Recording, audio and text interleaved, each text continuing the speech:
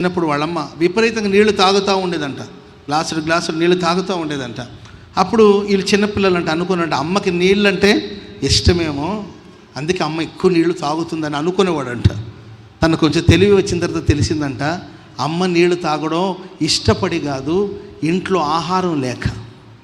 ఉన్న భోజనం అంతా పిల్లలకు తెలియదు కదండి, ఉందో లేదో, అమ్మకు ఉందో లేదో ఆలోచించిన పిల్లలు.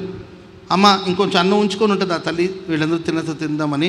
అమ్మ ఇంకొంచెం అన్నం పెట్టవా అంటే ఆ తల్లి కదండి పప్పు, బిడ్డలకి ఆ అన్నం కూడా వడ్డించేసి పాత్ర ఖాళీ అయిపోతే ఇక ఆమె కూడా కడిపే కదండి, ఆమె కూడా పొట్టే కదండి, ఆమె కూడా ఆకలి ఉంటుంది కదండి.